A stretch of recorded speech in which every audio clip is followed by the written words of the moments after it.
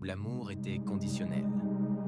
Fils cadet d'un père ouvrier aigri par la vie et d'une mère effacée par les années de silence, il grandit dans l'ombre de ses deux frères aînés, Julien et Maxime.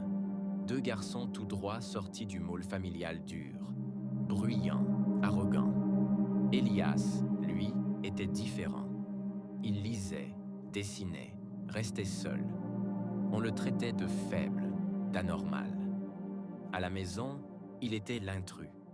À table, sa voix comptait moins que le bruit des couverts. À 17 ans, tout bascule.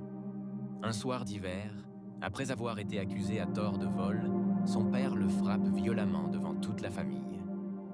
Aucun mot, aucun regard ne le défend. Il part avec un sac sur l'épaule, le cœur vidé. Il ne reviendra jamais. Les années suivantes sont un long tunnel de souffrance, foyer, galère, nuit dans le froid. Mais Elias a un feu en lui, un feu froid, silencieux. Il bosse comme serveur le jour.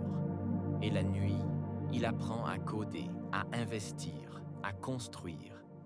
Il tombe, se relève, 10 fois, 1000 fois. À 26 ans, il lance Neurosyn, une start-up en neurotechnologie. En 2 ans, elle révolutionne le secteur médical.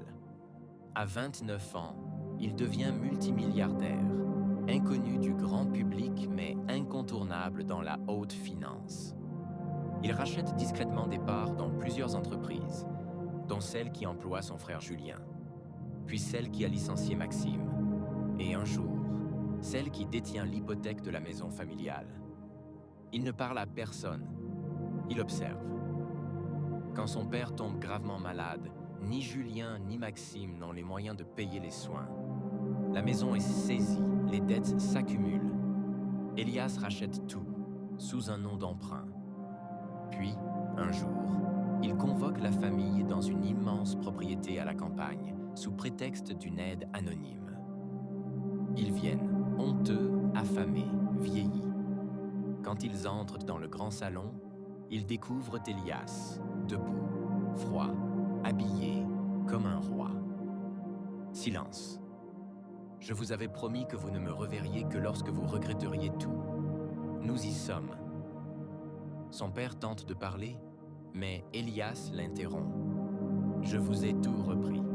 Votre maison, vos emplois, vos vies. Et maintenant, je vais vous donner le plus précieux des cadeaux. Il sort une